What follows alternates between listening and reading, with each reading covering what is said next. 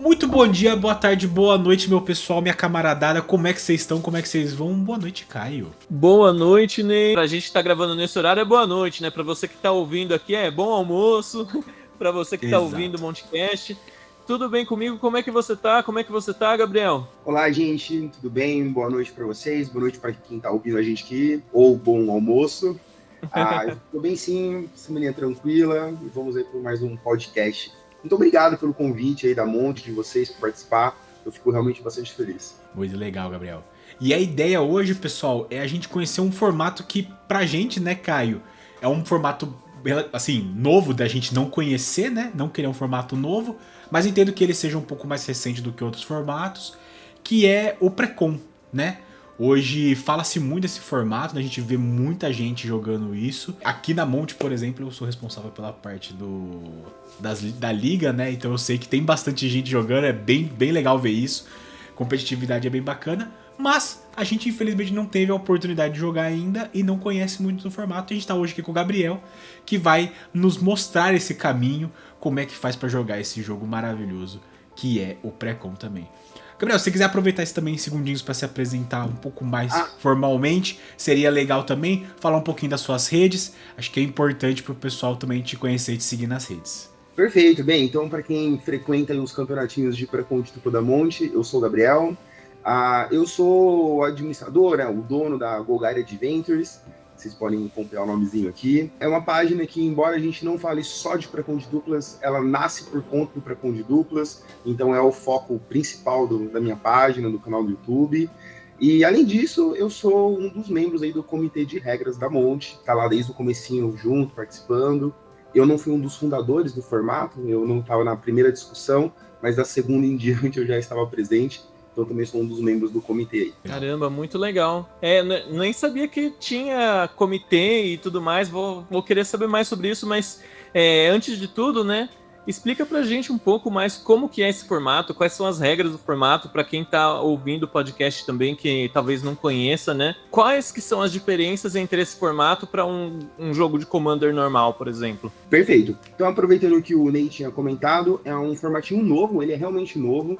Ele foi todo idealizado pela Monte e popularizado por ela também. Ele foi inspirado em algumas outras questões do Magic, mas essa regra que a gente usa, essa forma, ele é uma regra da Monte. A principal diferença dele para um Commander normal é que ele é jogado em dupla. O nosso Commander é um 4 contra 4, às vezes vira até aquele mesão de 6 contra 6 e uma loucura toda. Aqui a gente joga num sistema de duplinhas. Então, eu e a minha dupla, nós somos parceiros dentro do jogo. Isso vai ser importante lá na frente por questões como de oponente e por aí vai, outras habilidades.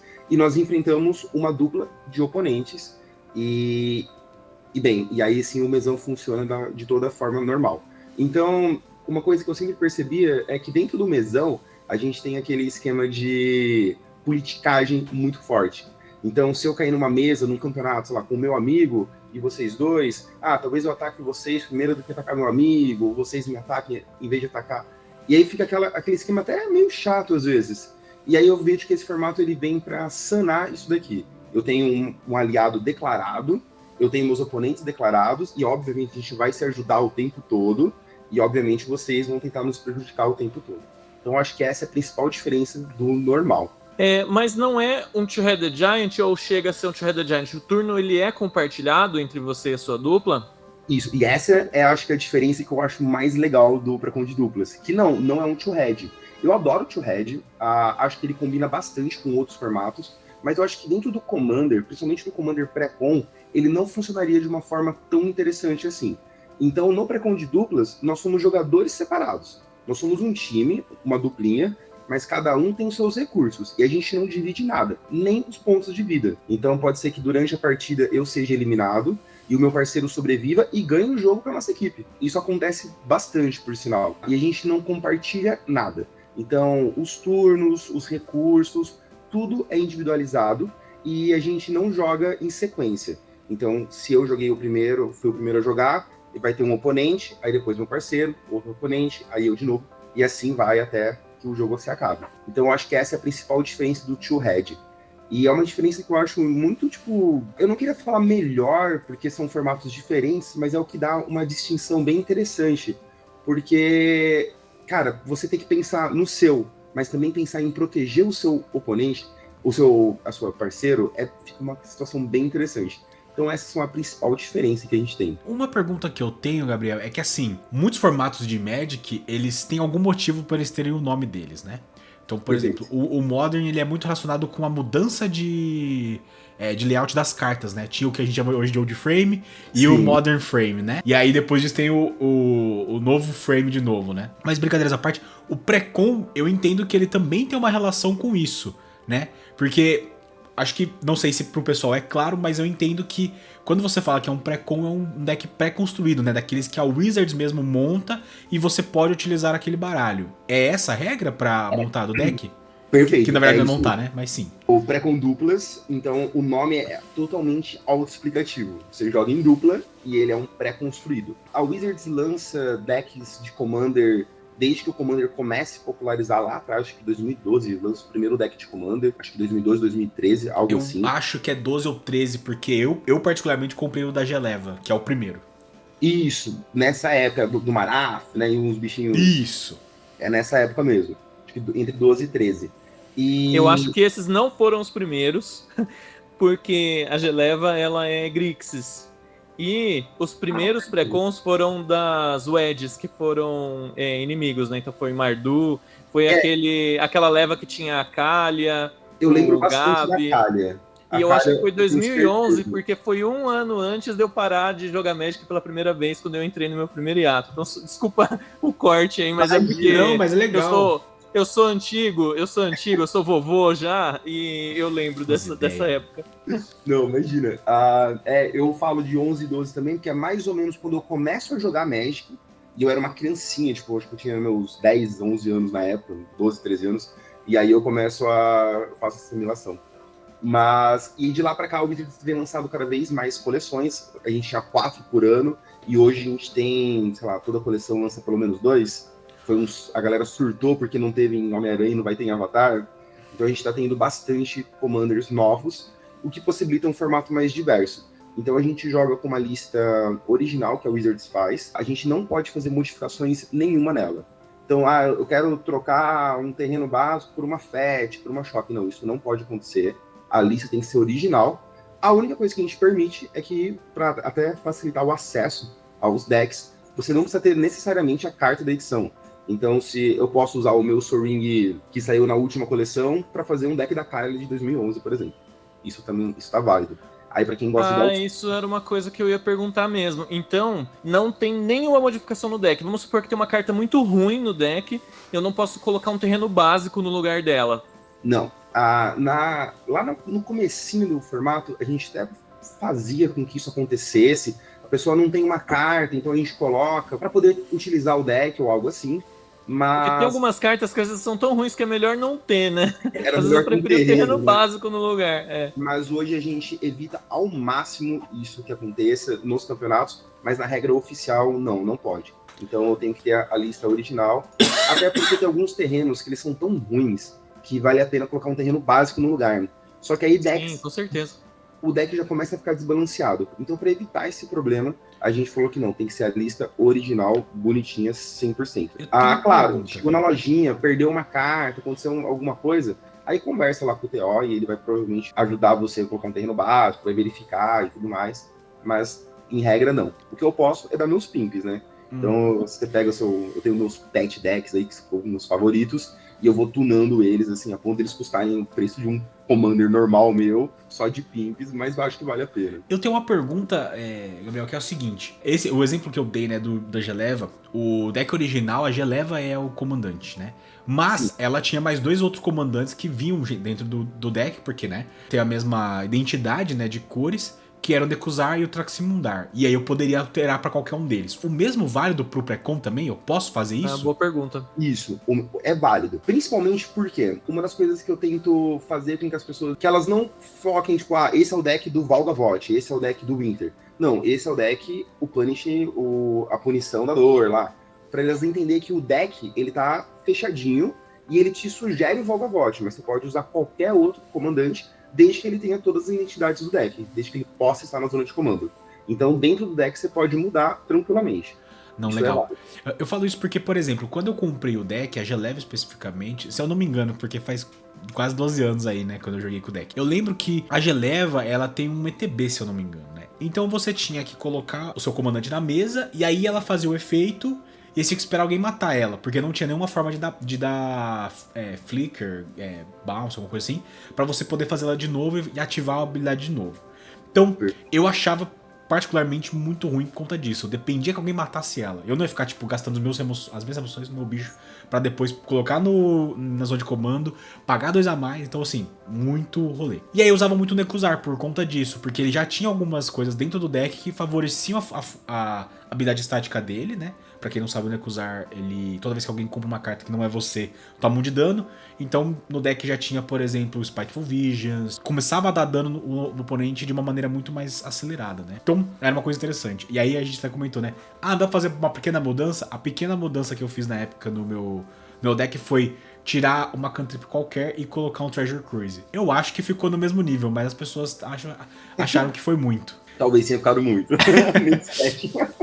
Mas legal, Gabriel. E aí você estava falando que é um formato que ele começou aqui em Campinas, pelo que eu entendi, né? Aqui na Monte, principalmente.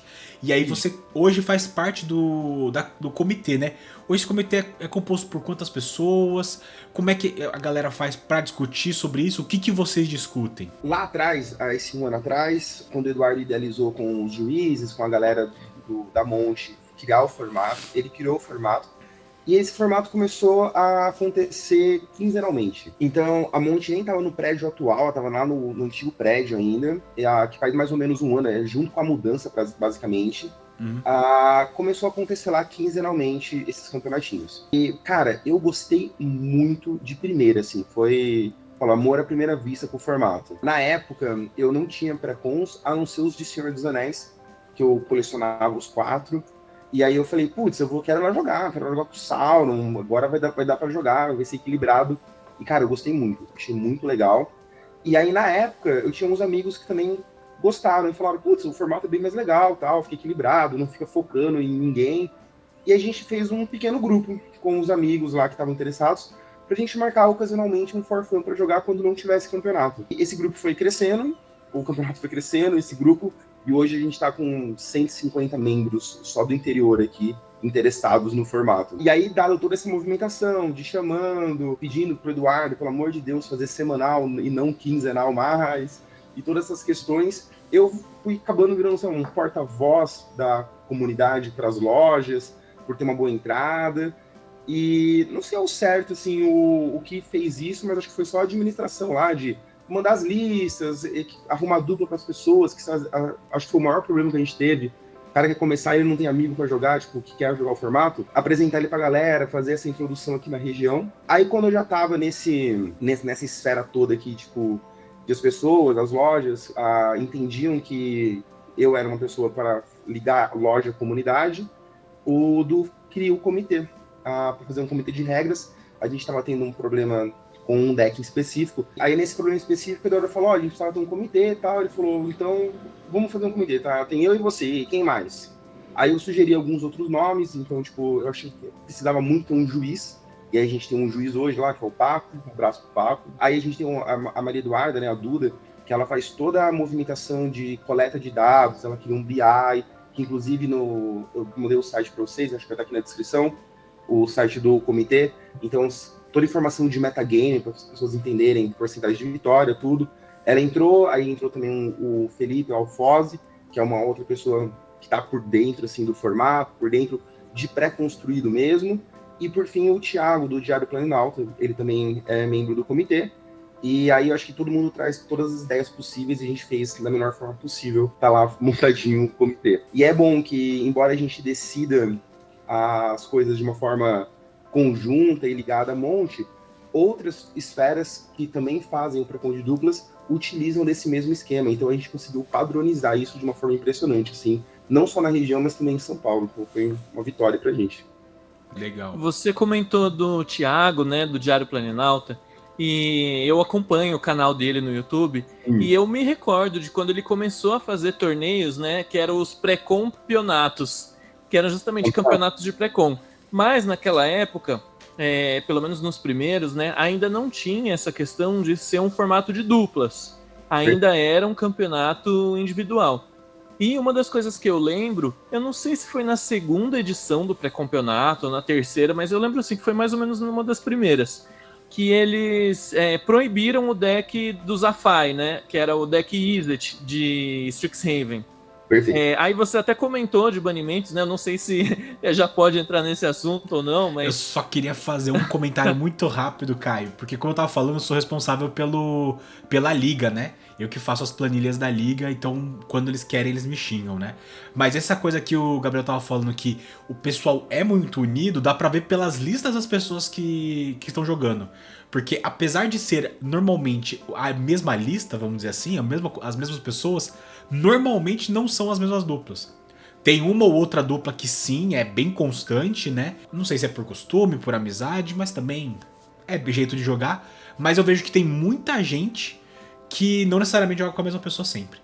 Sempre tá com uma pessoa nova, então eu acho que isso tem muito a ver com esse senso de comunidade que o pessoal que joga pré-com tem. Assim como a gente no Standard, que é cada vez mais gente jogando Standard, eu vejo que no pré-com tem esse mesmo sentimento. Quanto mais gente, mais divertido é. E bastante, assim, uma das coisas que eu sempre procuro fazer é, se chega um novato, e ele é novato no Magic, ele chegou lá na lojinha, comprou lá na Monte comprou um pré-com, usou meu cupom, Lugar5, merchanzinho.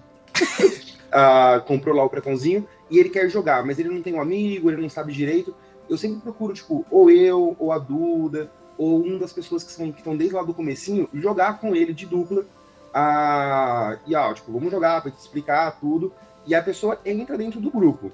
Hoje eles já estão chegando em dupla, que eu acho bem interessante também. A galera tá chegando, tipo, eu e meu amigo, eu e minha namorada, eu e meu namorado, estamos chegando aqui, a gente quer jogar, beleza, senta e joga. Mas o senso de comunidade, cara, é incrível. Tipo, como que a nossa galera, tipo, abraçou todo mundo e como todo mundo segue. E eu tô vendo um formato crescer cada vez mais. Um dia bom, há 6 meses atrás, era, tipo, 10 duplas. 10 duplas era um dia bom. Tipo, 20 jogadores. Hoje, um dia bom é 15 duplas. Tipo, 15 duplas é um dia bom. Na última sexta-feira, a gente teve 18 duplas. Isso porque algumas duplas que sempre vão não conseguiram jogar. Então a gente tem, tipo, uma média de quase 40 players jogando um semanal, tipo, de FNL. Olha a minha planilha tendo que Muito ser legal, remontada muito pra caber 40 pessoas no mesmo dia, mano. Tô vendo já.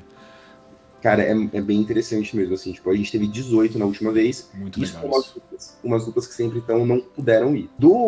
Que o Caio comentou do pré-campeonato lá que o Thiago faz, ele organiza e eles organizam o mesão tradicional, 4 contra 4. Ele faz algumas edições de 2x2. E ele faz presencial em algumas outras lojas, lá de São Paulo, e eu acho que ele chegou a fazer uma vez online. Mas o que está acontecendo do pré-campeonato dele, por enquanto, não é 2x2, é o 4 contra 4. E é lá que o deckzinho Izzet é banido. E aí a gente vai entrar... então, mas no pré-campeonato, no Commander Duplas Pré-Com da Monte, não é banido. Tem algum deck banido? Tem alguma lista de banidas? Lá a gente tem uma lista de banidas. A nossa ideia central é que menos decks possíveis fossem banidos, a não ser que eles causassem muito problema. Porque eu entendo que é muito chato. Imagina, eu comprei meu deck, gastei meu dinheiro lá, tô todo feliz, e aí daqui 3 meses meu deck é banido. Putz, eu tô jogando um formato bem casual, bem tranquilo, por que isso acontece? Mas a gente teve um deck, que é a Festa dos Planeswalkers, que é o do Commodore Guff, lá de Modern Masters? Commander Masters? Horizons, né? Modern Horizons, isso, algo do tipo. Nós tivemos esse deck em específico. Cara, e esse deck causou muito problema pra gente. A gente chegou a ter um campeonato que deu, sei lá, 10 duplas, e das 10 duplas, 8 delas tinham, uma das pessoas estavam de Comodoro.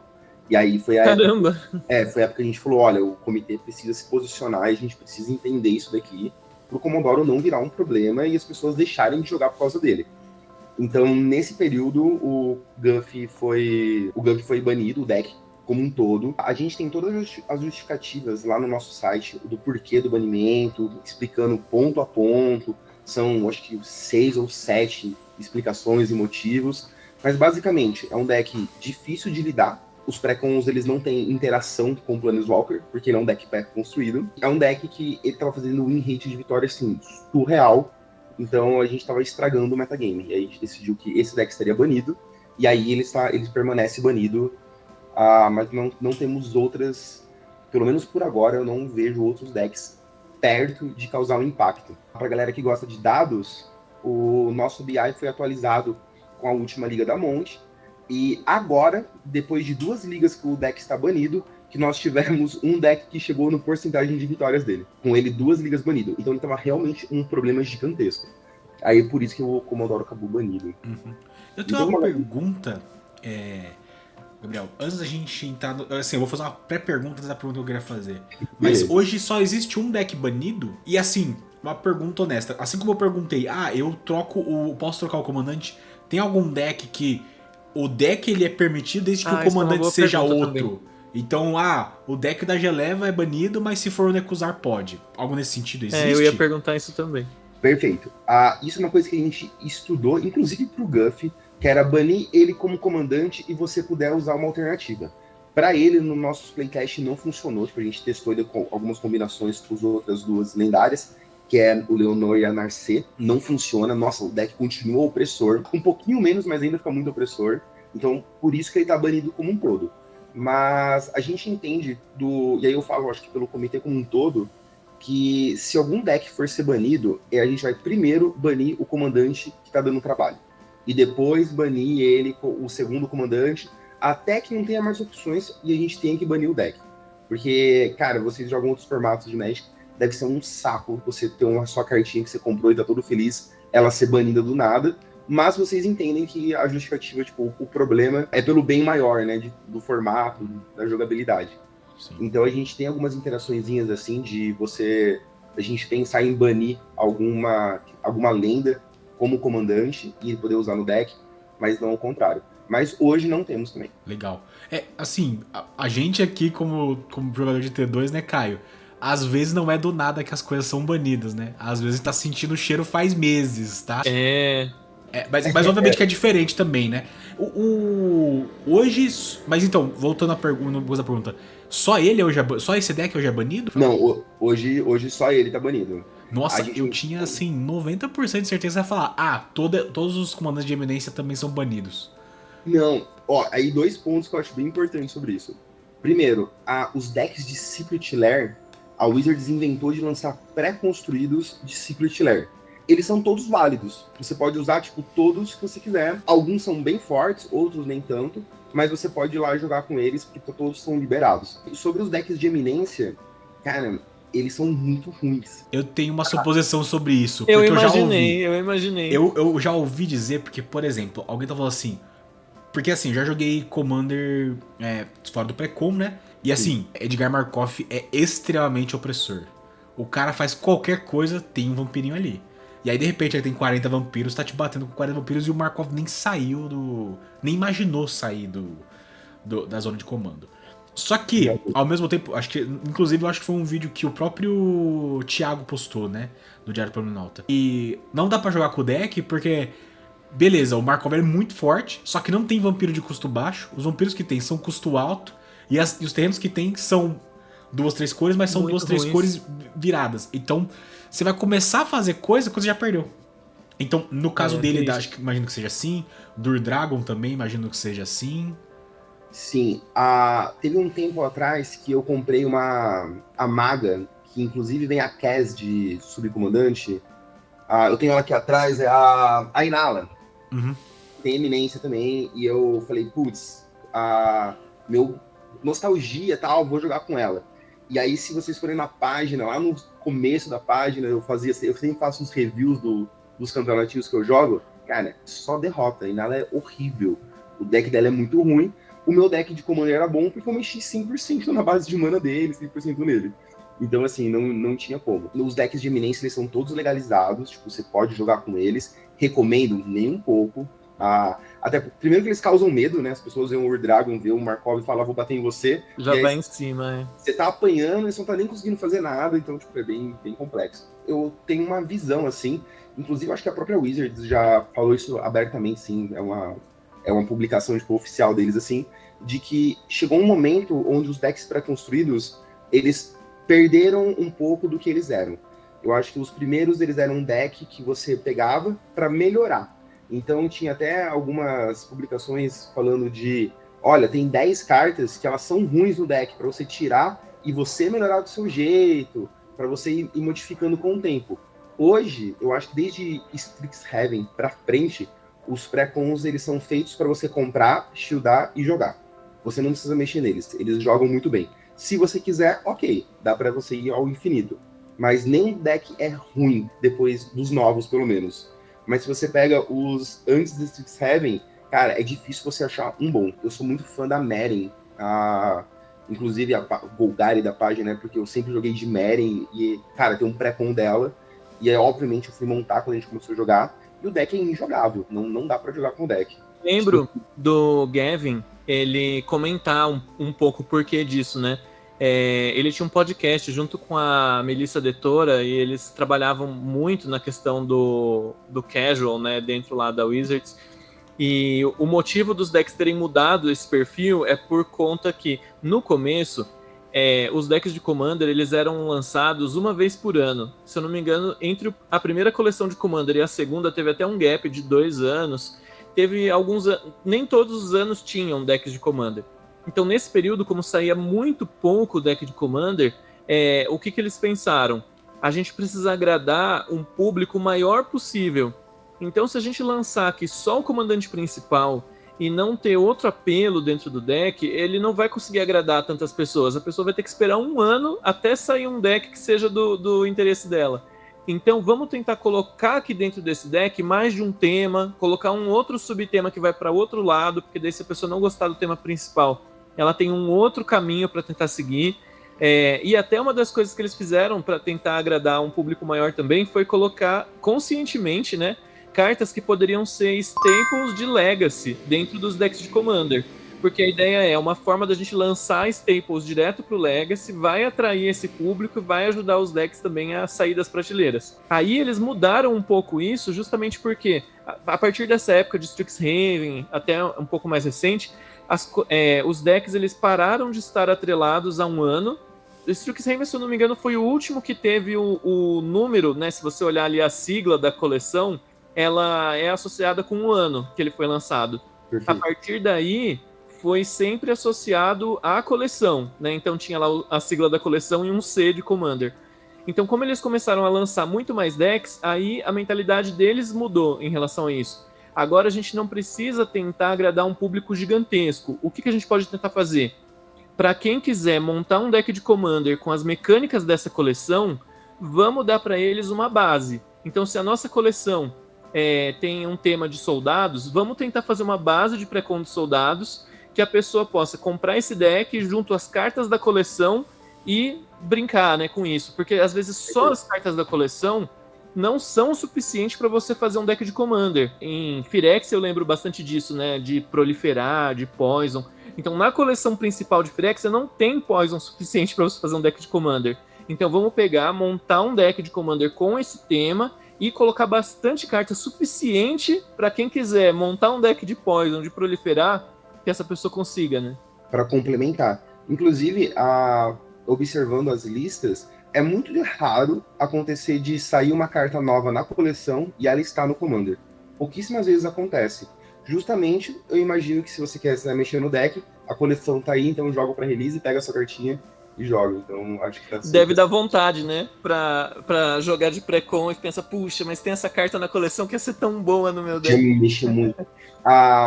O que eu particularmente faço, por exemplo, eu tenho um Valgavoth, que é um dos meus pet decks, e eu tô montando uma lista dele, não pré-com, e aí eu só deixo compro uns shields a mais igual, e vai trocando, então vou jogar campeonato hoje, tô aqui, vou jogar um Farfel com os amigos, tá assim. Mas acontece que o formato é tão gostosinho, tão equilibrado, que a gente até no Farfel ultimamente tá jogando só de duplinha, a gente vai trocando dupla, trocando decks, pra testar. Mas teve realmente essa mudança da filosofia, né, por trás do Commander. Eu acho que ela tá bem nesse sentido. E cada vez a gente tem decks melhores, assim. Os de Final Fantasy foram muito bons. Os de Duskmoor, na minha opinião, são os melhores que teve, assim. Cara, a gente tem decks muito, muito fortes saindo. E toda a coleção, basicamente, tá saindo um. Eu lembro que você comentou que fazia pra atrair jogadores do Legacy, por exemplo, colocando staple nos Commanders. tem uma história muito engraçada e rapidinha da Geleva, que dentro do deck da Geleva vem um True Name Nemesis, que na época eu comprei o da Geleva por causa disso. era Sim, muita gente. Cara, e eu lembro de chegar na lojinha, criança, né? Eu tinha uns 13, 14 anos na época, um pouco novo ainda. E aí o cara comprar o deck, tirar o True Name Nemesis e falar, top você de presente. Você gosta de Commander? E tipo, eu ganhar um deck inteiro sem o True Name Nemesis, porque não servia de nada pra ele. Foi bem interessante. E hoje a gente tem uns staples muito fortes aqui dentro, cara. Tipo, dentro do... A gente teria... Tirando tipo, o Backside, assim, que foi um caso à parte, mas a gente tem algumas cartas que são black de 3, black de 4 dentro do Commander, sabe? Tipo, dentro do pré-construído. Então é bem interessante. É um exemplo muito fácil, assim, por exemplo, o Shorikai, né? Que é uma carta que veio do Commander e decks de controle no Legacy já usaram ele por um tempo, né? Então... Tem muitas cartas Goblins, que tem o Bombardiers, né? Que é de Bomba deck Pet, Commander o de melhor Salan. bicho de custo Tá 3. em todo mano. lugar, Cara, o Bomba Pet é absurdo, cara. É tipo assim... ele num mesão de 4 pessoas, ele é um bicho ok. Mas no X1, ele é simplesmente avassalador. Dado que você tem um monte de artefato de custo 0 entrando. Dado que você tem um monte de forma de acelerar ele e jogar um anel no cara e dar 6 de dano. Você evoca uma fúria, mata todos os bichos do cara e arremessa 7 na cara dele. É divertido usar ele. Eu particularmente rezo, assim, pra nenhuma das cartas novas jogarem Legacy ou Modern no começo, porque senão o preço do pré-con ele triplica, assim, cara. Modern te garanto que não vale, tá? Modern não vale, é só o E Legacy. isso é uma ótima coisa, porque se é uma coisa que vai jogar no Modern, ela explode de preço, né? A gente já viu aqui até bastante o próprio Quantum Reader, né? Que tá jogando bastante no Standard, mas é a carta do Modern hoje em dia, e ela tá completamente Fora estourada. de preço, né? Absurdo. Os valores altíssimos. Sabe o que eu ia perguntar?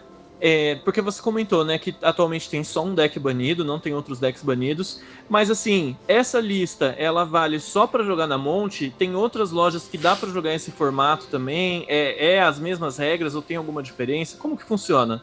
Legal. Aqui na região nós temos 4 lojas que fazem esse formato dentro da região Campinas. Nós temos 5 lojas agora, dentro de Campinas, Valinhos, Vinhedo, aqui nessa região. Aí nós temos, aqui no interior, a gente alcançou alguns lugares, inclusive que, nossa, na estreia dos campeonatos, inauguração do campeonato em tal loja, lá em Louveira, fui lá jogar, em Bauru, tô indo lá jogar, e todo mundo utiliza as nossas regras, as lojas da região, as outras, e as lojas de São Paulo, as duas que eu fui conversar lá com o dono, pra gente ver de fazer e aconteceu, eles também utilizaram as nossas regras. E o Thiago já foi combinado que a partir dos próximos campeonatos, ele falou que ia estudar de colocar certinho, tudo bonitinho, para padronizar. Inclusive, para quando tiver um evento, tipo a Liga Fest, que vai ter agora, vai ter 2 campeonatos, né, um no sábado e um no domingo, de pré-con de duplas, todo mundo saber como que funciona e tá focado num lugar só. Então, a gente conseguiu fazer essa padronização bem massa. Caramba, vai ter até na Liga Fest, isso é muito legal. Então, se eu quiser, tipo, pegar o meu pré-con e ir pra Liga Fest, vai ter campeonato lá pra jogar. Vai ter, e pessoal, se você tá ouvindo a gente que ainda não abriu as vagas, corre, fica atento, porque aqui na região nós temos uma caravana, eu sei que em Bauru eles têm outra, no Rio Grande do Sul tem uma galera do pré-conato que vai subir para fazer e querem jogar o campeonato, então fiquem espertos, porque as vagas são limitadas, infelizmente. E vamos fazer pressão na liga aí pra eles abrirem mais vagas, pelo amor de Deus. O sistema de vagas, ele é injusto no sentido de você ter que conquistar a sua vaga, né? Mas é bem maneiro, porque aí atiça um pouco essa competição. Eu acho que é divertido. Eu gosto de competir, né? Não, no Liga Fest, você vai lá e compra a vaga. Não você compra a vaga. É um paralelo, não é um... vai ser um paralelo. Não é do circuito. Legal.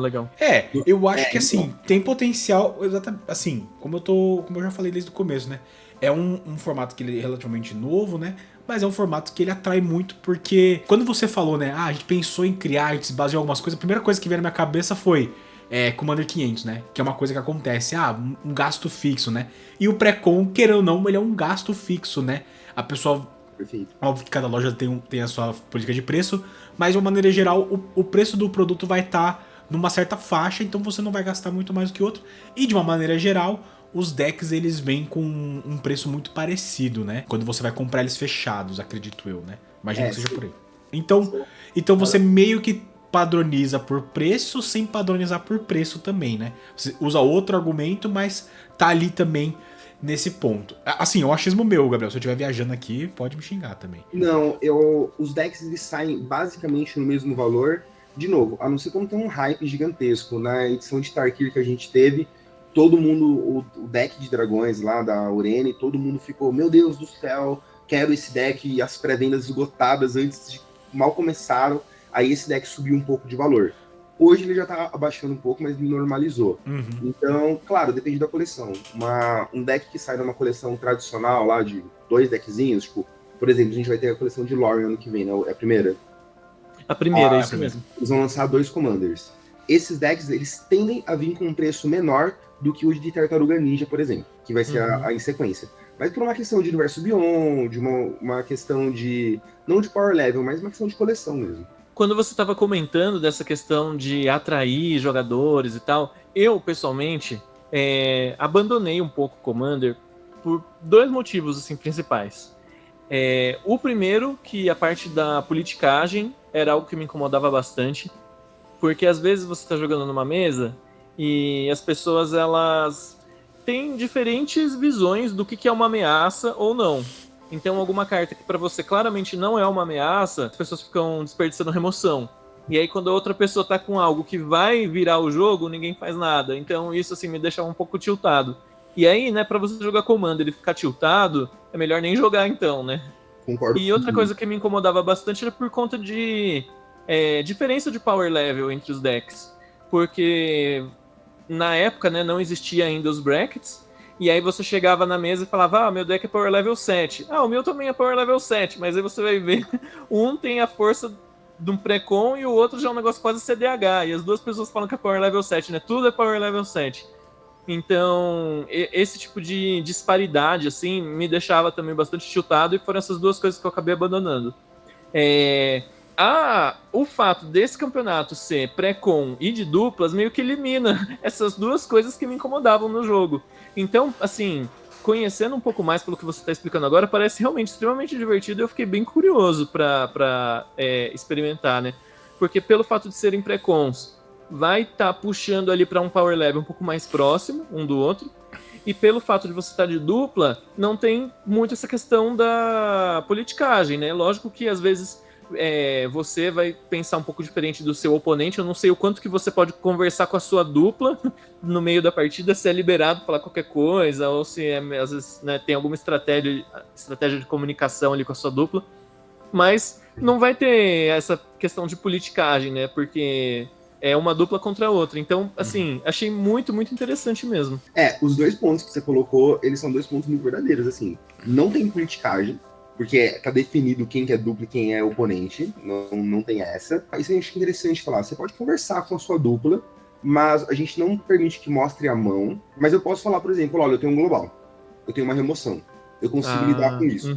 Isso é permitido. Só que, assim, se você falar, seus oponentes estão ouvindo também. Então eu já vi galera fazendo código, fazendo sinal. Passa o zap. Tem o zap. De truque, assim, tudo é válido, sabe? É da estratégia da dupla, tranquilo. Sim. E aí o outro ponto sobre o power level, né? Cara, existem decks que são mais fortes do que outros, isso é nítido. Como eu disse, os de Strixhaven pra trás, eu acho eles com power level bem inferior aos que foram saindo. Mas eu acho que o Precon ele mostra muito o estilo de jogo também. Sei lá, um dos decks que mais tem win rate de vitória hoje é o Satya, que é um deck que trabalha com energias e tudo mais. Eu, particularmente, odeio o deck. Assim, não é meu estilo de jogo, não gosto de jogar, não gosto. Outro deck muito forte, assim, tipo, a Eliveri, que é um... Sabe o do Pauper Boggles lá, o Aurex Proof? Ele é basicamente um Aurex Proof de Commander. Você coloca vários encantamentos nela, bate e é difícil de tirar ela de campo. Um Voltron, né, que vocês chamam normalmente, né? Quando tem essa Isso, coisa Voltron. de fazer um comandante que... Comandante bufadão. Bufadão. E eu, particularmente, também não gosto. Em compensação, eu já gosto muito de jogar com cemitério, eu gosto muito de jogar com mágica instantânea. Então, cada um vai encontrando o seu estilo de deck. E tem vários. Dentro do meu estilo, assim, eu acho que eu peguei todos que eu queria já. Mas eu tenho uma diversidade, tipo, eu tenho uns 8 ou 9 decks diferentes. Tipo, hoje eu quero jogar mais com terreno, então eu tenho a Omo. Hoje eu quero mais jogar de controle, tem a Vístola, e por aí vai. Então você tem uma diversidade muito grande, e como é acessível, teoricamente, né, assim, eu sei que gastar 600, 500 reais em cartinha colecionável não é uma realidade para todos, mas para quem dentro do universo de Magic é acessível. Então permite que você tenha mais de um, e aí é aquilo, eu tenho todos dentro desse estilo, eu tenho um amigo, o Davi, ele tem todos, e aí você vai, se vocês estiverem na Monte de Sexta, vocês vão ver o Davi chegando com uma mala gigantesca, porque ele empresta deck para todo mundo. Então, tipo, o menino quer comprar o deck, não sabe se vai gostar, pega o dele emprestado. Então, cara, a comunidade vai fazendo que isso legal. também. Muito legal. Então, acho que Só queria fazer uma reflexão rápida aqui, Gabriel. Que assim, né, o nome do seu canal é Golgari Adventures. Sim. Seu comandante favorito é a Meren. E aí você imagina, será que ele vai gostar mesmo de jogar de cemitério? Eu acho que você deu uma exagerada, viu? Talvez seja um exagero do seu lado aí, né? Assim como eu também não gosto muito de Mardu, né, Caio? E acho que provavelmente no Precon aqui, o meu favorito é o Winter, que também é um Golgari, que também mexe no cemitério. Assim, fui pra esse lado. É muito divertido. Eu assim, gosto no construído de 60, normalmente quando a gente usa preto, a gente usa muito descarte, né? E quando você dá um descarte é muito gostoso. Eu adoro ver meus bichos que foram pro cemitério por qualquer motivo, voltando pra campo, pagando pouca mana por eles. É maravilhoso. É sempre muito divertido. Bom, a gente já fez bastante pergunta aqui até, né? Do que passaram pra gente de opções, né, Gabriel? E, cara, assim, além de todo esse processo, né? Mais alguma coisa assim que você fala, cara, o Precon tem de diferente? Porque assim, parando pra refletir aqui 3 segundos, eu, como já falei aqui 42 vezes, eu fico ali de olho na lista, né, de pessoas que frequentam, e eu percebi também que o pessoal do Precon tem uma tendência a ter mais mulheres do que os formatos, né? A gente tem, obviamente, expoentes em outros formatos, como a Letícia no T2, a Ana no Pauper, né? Junto com a Isabel e a própria Lexira também, né? Mas, por exemplo, no Modern não é comum pra não dizer que não tem. No Pioneer não é comum pra dizer que não tem. No Legacy não é comum pra dizer que não tem. Mas no Precon é bem comum, né? Você tem alguma ideia do porquê isso acontece? Tem alguma relação com a comunidade? O que vocês podem ensinar a gente pra gente trazer mais pessoas, mais mulheres pra virem jogar com a gente? Acho que seria interessante a gente fazer essa reflexão um pouquinho. Cara, esse ponto da diversidade, e não só de gênero, mas diversidade de orientação sexual, tudo, a gente vê que é uma comunidade muito diversa, assim. Eu acho que 2 motivos levam a isso. Primeiro que é um formato de entrada. Então, assim, as pessoas que estão começando a jogar e chegam na loja, elas veem lá o Precon, compram, ficam sabendo e vêm jogar com a gente. E acho que novos jogadores estão chegando no Magic. E aí eu acho que a gente está de portas abertas, aí encontra uma comunidade legal e receptiva, e elas acabam entrando aqui para jogar com a gente e ficam, e permanecem. Um outro ponto é que eu acho que lá no comecinho a gente teve alguns pequenos problemas com isso, uns comentários machistas, uns comentários homofóbicos, e foi uma atitude que nós como comunidade a gente reprimiu muito forte isso, tipo, aqui não, no nosso formato não, vamos para lá. E aí com todo o apoio tipo, das lojas mesmo que teve, assim, tipo, cara, teve uma situação na Monte, tipo, o apoio da Monte foi fundamental, a gente falou, não, ó, isso não vai se criar aqui, e a gente começou a receber mais pessoas. E aí tem o fator de ser em dupla, né? Então, assim, eu consigo lá jogar com a minha namorada, eu consigo levar a minha amiga, eu consigo estar jogando, e eu percebo que, acho que todos esses fatores juntos, eles formam uma comunidade bem legal. Eu acho que é basicamente isso, são os pontos. Não foi nada que a gente fez especial, assim, tipo, vamos criar uma coisa X ou Y, não. Eu acho que foi o mesmo ambiente dos jogadores que foram se criando, e, cara, e pra deixar todo mundo confortável, sabe? Tipo, eu sempre, meus amigos brincam e falam, cara, eu gosto de Magic, o Gabriel ama. E realmente, eu amo esse joguinho, eu tenho mais tempo de jogador de Magic do que de 100 jogador de Magic na minha vida aí.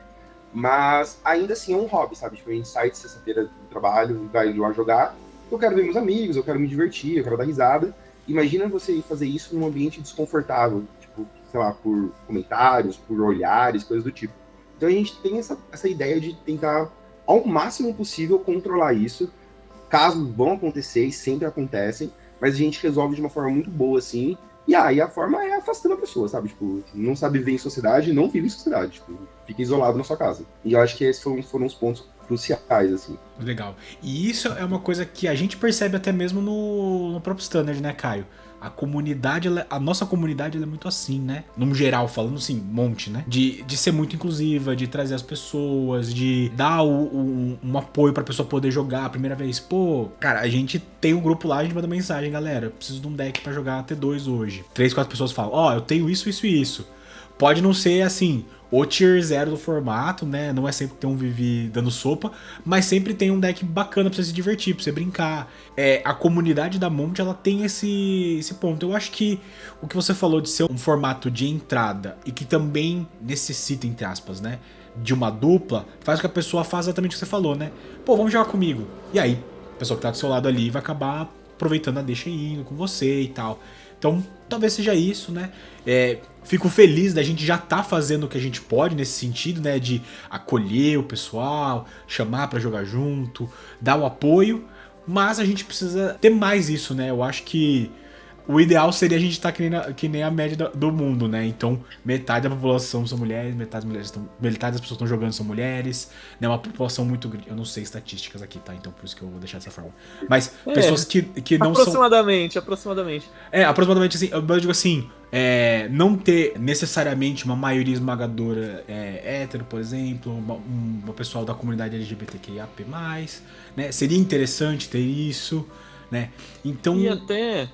em relação à representatividade assim de público masculino e feminino, se eu não me engano, recentemente, né, no relatório da Hasbro que o Chris Cox ele comenta, ele já comentou que a porcentagem de mulheres que jogam Magic atualmente é mais de 30%, se eu não me engano, acho que até já passou de 40%.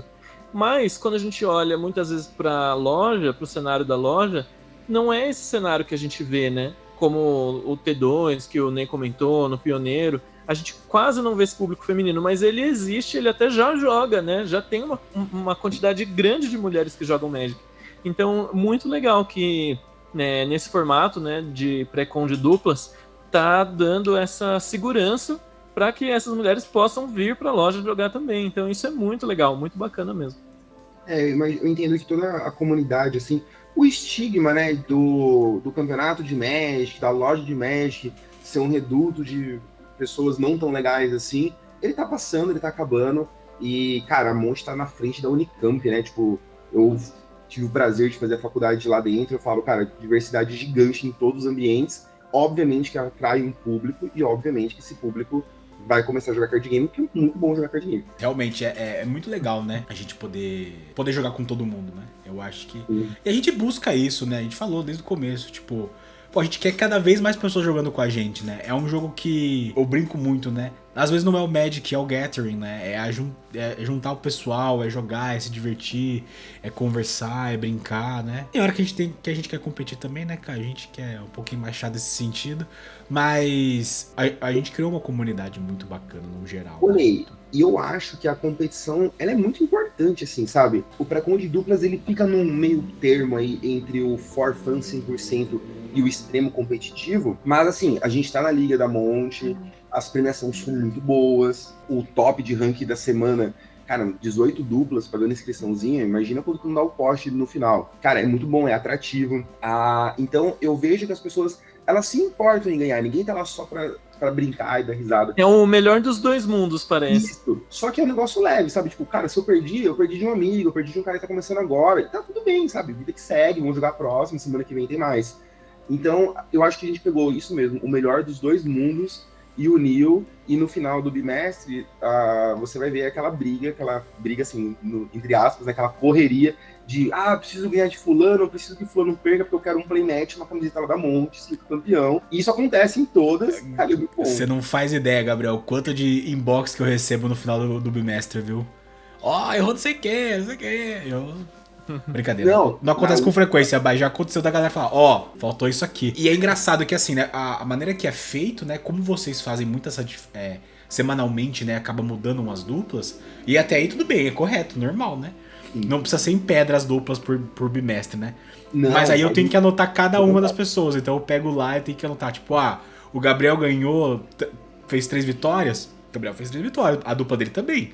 Mas a dupla dele dessa semana não é a dupla dele da semana passada. Então a semana passada a pessoa tem que estar lá e tem que estar com o valor dela certo. Então o sistema ele é aberto a melhorias, com certeza. Mas ele é bem estruturadinho ali, sim. Imagino que 18 duplas lá na lista não é fácil também, né? 36, né, jogadores, cara, tipo, é diferente. Mas não é difícil também, não. É um exercício mais de atenção, assim, parar e fazer direitinho é bem tranquilo. Mas foi essa última liga, eu e a Duda que ganhamos, os dois que são do comitê, e foi um negócio que a gente fez assim, Marmelada, hein? Tava indo pra quarta edição da liga, né? A quarta. E aí eu falei, putz, a gente não ganhou nem uma. A gente não foi nem perto de ganhar nas outras. Aí eu falei, vamos pegar um deck, vamos treinar, vamos jogar. E aí a gente só jogou junto, tipo, pra tentar os dois pontuar. Aí teve 2 semanas que ela não podia ir, teve outras 2 que eu não fui. E aí a gente jogou com outros amigos, aí começou a embaralhar. No final a gente conseguiu ganhar, deu certinho. Por pouco, 2 pontinhos de diferença, mas deu certo. Mas é bem interessante. Às vezes um ponto de vida é suficiente pra você ganhar, Gabriel. Você sabe que é assim. Então, 2 pontos ainda sobrou muito ainda. Realmente. Muito legal esse papo, Gabriel. Eu acho que por aqui foi o suficiente, Caio. Tem mais alguma pergunta? Olha, eu acho que eu matei todas as minhas dúvidas que eu tinha, assim, sobre o formato. Achei bem interessante mesmo. E fiquei bem curioso também. Achei muito legal. Muito obrigado, Gabriel, por ter Foi um papo muito maneiro explicado pra gente como funciona, tal, dado esses detalhes. Foi muito bacana. Imagina, eu que agradeço o convite de vocês. É uma forma legal de dar uma visibilidade pro formato. Eu tô vendo que ele tá crescendo também nas redes sociais. Eu recebo feedback, às vezes, de uma galera. Outro dia um seguidor da página mandou lá que pedindo as regras, de novo, o link. E ele falou, putz, eu tô jogando aqui na minha cidade e tal. E aí ele é de Volta Redonda, no Rio de Janeiro. E aí eu falei, putz, cara, caramba, que legal. Vamos conquistar o mundo, Gabriel. Tem uma lojinha que tá lá jogando com nossas regras que a gente ajuda aqui. Então, putz, agradecer vocês por toda a visibilidade.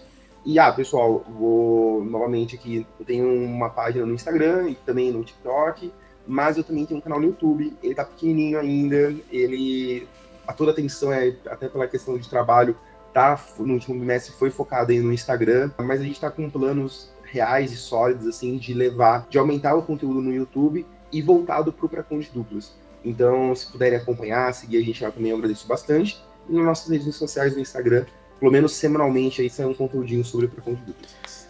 Perfeito, Gabriel. Você aí que nos assiste, que nos ouve, todos os links estarão aqui nos comentários, não, né? Na descrição do vídeo. E nós esperamos sim que vocês comentem, né? Pessoal, então você que assistiu e gostou desse episódio, comenta aí quem que é o comandante que você usa, qual comandante você usaria, ou se você já imaginou jogando um pré-com na sexta-feira com a gente. Últimas palavras, Caio? Só agradecer mesmo, muito obrigado, valeu Ney, valeu Gabriel. Muito obrigado. E aí, pessoal, só para fechar, fazer o convite. Toda sexta-feira, 7h30, 7h45, lá na Monte, estamos jogando Pré-Conde Duplas. Todo FNM, venham jogar com a gente, que vocês vão gostar bastante. Você que é maior de 18 tem que aproveitar que também de sexta-feira tem promoção de chopp, tá bom? Verdade. Você que é maior de 18, hein? Se você não for maior de 18, não vai poder fazer isso, tá bom? Então é isso, pessoal. Muito obrigado pela sua audiência, pela sua paciência. E nos vemos semana que vem. Eu falei na semana passada que a gente ia se ver na outra semana. A gente se viu 2 vezes, hein? Quem sabe? Tchau, tchau, gente.